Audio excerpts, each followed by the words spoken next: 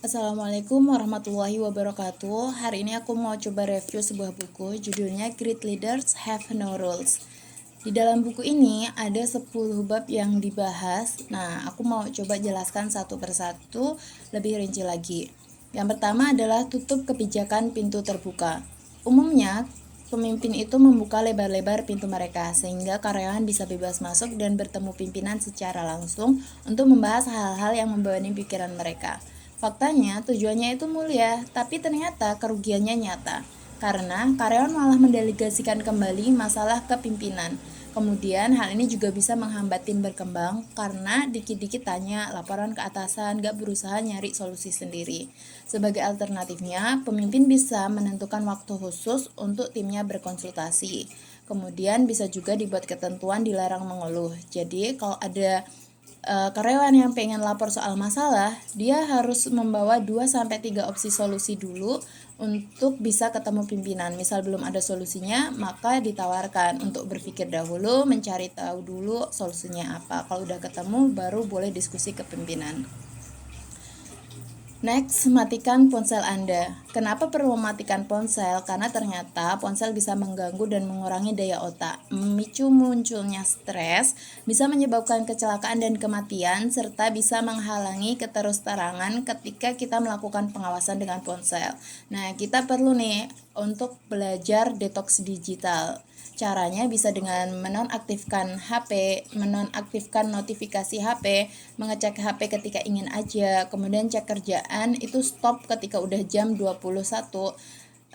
Jangan pegang HP ketika di meja makan saat weekend, kemudian kembali menulis dengan buku. Nah, ketika kita harus berhubungan dengan klien, apakah kita harus selalu fast respon? Di buku ini jawabannya ternyata tidak, karena klien itu akan setia meskipun kita nggak fast respon ya, karena kalau kita tuh udah meyakinkan ke klien kita kalau kita tuh bangga memberikan layanan yang hebat dan mencoba produktif atas nama mereka, insya Allah mereka tuh nggak akan lari, mereka akan ngerti gitu kita tuh waktu efektifnya jam berapa aja kayak gitu. Jadi kita bisa membiasakan ngecek secara berkala biar mereka tahu jam-jam efektif kita tuh kapan. Nah, selanjutnya bebaskan diri Anda dari aturan. Peraturan menghilangkan akuntabilitas. Peraturan menghilangkan peluang untuk membuat pilihan. Ini juga membuat karyawan merasa tidak memiliki pekerjaan dan perusahaan karena inovasi, kreativitas, keberanian untuk mengambil keputusan itu menjadi menurun. Sebagai pengganti aturan, kita bisa mempekerjakan orang yang tepat sehingga dia tuh tahu job desk-nya apa. Jadi tanpa aturan yang tertulis secara rinci, dia tuh akan bertanggung jawab untuk menyelesaikannya seperti itu. Kemudian kita juga bisa mengubah dari aturan menjadi sebuah pedoman. Pedoman ini bersifat lebih mendidik tanpa menakut-nakuti karyawan. Jadilah orang yang menyenangkan, bukan disukai. Kebutuhan untuk disukai ini bisa menjadi masalah, bisa menghambat seorang pemimpin dalam mengambil keputusan. Kita perlu sadar bahwa kita tidak perlu disukai semua orang. Jadi yang kita butuhkan adalah ubah kebutuhan disukai menjadi kebutuhan untuk memimpin dengan benar. Tolak ukurnya adalah apa saya sudah memimpin sesuai standar. Nah, sebagai pemimpin kita harus bersikap tegas dan juga lembut. Dan kita jangan terlalu memikirkan orang lain. Jadi apa yang orang lain pikirkan ya tenang aja, itu bukan urusan kita kayak gitu. Memimpin dengan cinta. Rahasia dari seorang pemimpin sukses adalah dia bisa memimpin dengan cinta.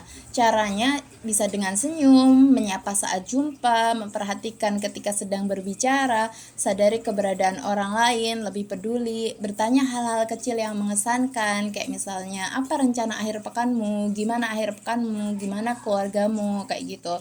Terus, pemimpin juga bisa membantu karyawan membentuk masa depan mereka, bisa dengan menyediakan waktu bicara empat mata untuk coaching secara khusus. Leader bertindak sebagai pelatih untuk membantu meningkatkan jenjang karirnya, menggali cita-cita timnya, kemudian membantu mencapai dan mengarahkannya. Jadi nggak cuma memimpin, tapi juga membuat bawahannya itu semakin hebat kayak gitu ya. Nah, biar lebih efektif, kita perlu penuhi kalender Anda karena pemimpin itu terfokus pada waktu. Dalam membangun tim, kita tuh perlu untuk meluangkan waktu untuk hal tertentu, untuk membangun hubungan, menetapkan standar, dan juga termotivasi. Kemudian, kita harus mengubah nih daftar tugas dari to-do list itu menjadi sistem kalender, karena kalau to-do list itu yang ada dalam buku ini disebutkan malah membuat kita tuh lebih stres karena kita kepikiran hal-hal yang nggak kita kerjakan gitu. Kalau kita mengubah ke sistem kalender, kita tuh udah menetapkan hari dan jamnya untuk melakukan apa, jadi kayak lebih terjadwal gitu dan tahu oh jam segini mau gini-gini kayak gitu. Nah, untuk melibat gandakan kekuatan, kita bisa fokuskan di pagi hari itu untuk menciptakan, siang hari untuk berkolaborasi, dan malam hari untuk terhubung. Jadi kalau pagi hari bisa dipakai untuk kebiasaan menulis, brainstorming, menganalisis. Kalau siang buat rapat atau interaksi dengan orang lain, malam ini saatnya bersantai dengan keluarga dan juga mengumpulkan kembali energi untuk beraktivitas di hari berikutnya.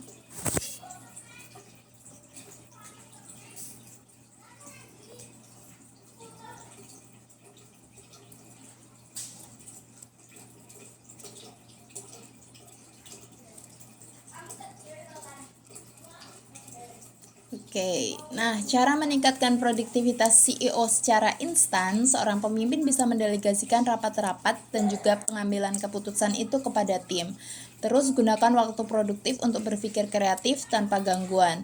Ketika seorang pemimpin nggak bisa menghindari rapat, solusinya bisa rapat dengan berdiri atau sambil berjalan. Karena ternyata dengan cara ini, keputusan bisa diambil lebih cepat dan dipastikan tidak ada yang mengantuk. Apalagi kalau kita rapat sambil jalan, energinya itu akan lebih meningkat, fokusnya juga lebih tinggi. Kalau mau lebih ekstrim lagi, kita bisa mencatat semua aktivitas di kalender dan kita melakukan apa yang udah kita tulis. Next, bersikaplah pilih kasih. Jadi di kantor itu peraturan berlaku buat semua, tapi konsekuensinya itu beda disesuaikan kondisi. Misal kalau karyawan lama selalu tepat waktu kayak gitu ya, tapi suatu ketika dia terlambat karena urusan keluarga, nah ini bisa dimaklum. Beda dengan pegawai baru yang dia masih baru tapi telatan, nah ini nggak bisa dimaklumin. Nah seorang pemimpin itu juga harus tegas namun fleksibel. Jadi kalau ada anggota tim itu tidak diperlakukan dengan sama gitu ya, tapi mereka diperlakukan sesuai dengan usahanya. Ada apresiasi untuk yang udah melakukan aksi. Kemudian pilih kasih dengan waktu Anda. Seorang pemimpin perlu untuk meninvestasikan waktu untuk orang-orang yang aktif melibatkan diri dalam perusahaan untuk membantu mereka memperoleh jenjang karirnya. Dan seorang pemimpin ini usahakan untuk jangan membuang-buang waktu untuk orang yang tidak mau terlibat aktif dengan perusahaan. Ketika ada karyawan yang tidak mau terlibat aktif dalam perusahaan, maka ini adalah sudah kode saatnya untuk merekrut bintang baru, saatnya merekrut karyawan lama dan menghentikan yang tidak mau terlibat aktif itu. Karena mengurusi satu orang yang bermasalah itu menambah kerjaan manajemen 80 jam per tahun dan mengorbankan waktu untuk anggota lain. Seorang pemimpin juga perlu untuk mengecek kekuatan anggota timnya, yaitu dengan mengidentifikasi dan juga membantunya untuk berkembang lagi. Selanjutnya, beberkan semua termasuk gaji. Konsep berbagi itu kayak terbuka itu nggak melulu soal informasi ya, tapi juga perlu ada feedback real time yang membangun. Kemudian, adanya sistem meritokrasi, hanya ide terbaik yang diusung dan tidak melulu ide pimpinan yang dipakai, tetapi ide terbuka dari semua anggota tim. Yang terbaik itulah yang dipakai. Terus kalau manajemen buku terbuka itu di kantornya itu terbuka secara radikal, sampai CEO, sampai ke petugas kebersihan itu punya akses ke semua informasi, bahkan informasi keuangan organisasi, dan mereka terlatih untuk memahaminya, kayak gimana sih sistem penggajiannya, berapa gaji pokoknya, dan lain-lainnya. Terus untuk sistem PHK ini yang diberlakukan adalah last in first out. Jadi siapa yang datang paling akhir itulah yang berpeluang lebih tinggi untuk di PHK terlebih dahulu. Terus untuk the great game of business, ketahui dan ajarkan aturannya, kemudian ikuti aksinya dan catat skor dari apa yang udah karyawan lakukan, terus memunculkan kepentingan terhadap hasil. Jadi karyawan harus memiliki kepentingan terhadap hasil kayak gitu. Perlihatkan kelemahan. Kadangkala pemimpin itu perlu untuk berbagi kelemahan, kesalahan, dan juga kegagalan, karena ini bisa membantu untuk membangun kepercayaan, membangun keterlibatan tim. Ingat, kepemimpinan itu bukan pemilihan, karena kepemimpinan itu adalah mempengaruhi. Setiap orang adalah pemimpin, kapanpun, dimanapun. Kamu bisa mempengaruhi atau memimpin mereka yang berada di sekitarmu, nggak peduli kamu tuh bersedia atau enggak untuk memimpin. Nah, pertanyaannya yang menjadi pertanyaan untuk kita, apakah kita ini sudah memimpin ke arah yang positif atau yang negatif? Apakah kita memimpin dengan tujuan yang baik atau enggak, kayak gitu. Jadi setiap kita adalah pemimpin dan setiap pemimpin akan dimintai pertanggungjawabannya. Oke, ini reviewnya, semoga bermanfaat. Terima kasih. Wassalamualaikum warahmatullahi wabarakatuh.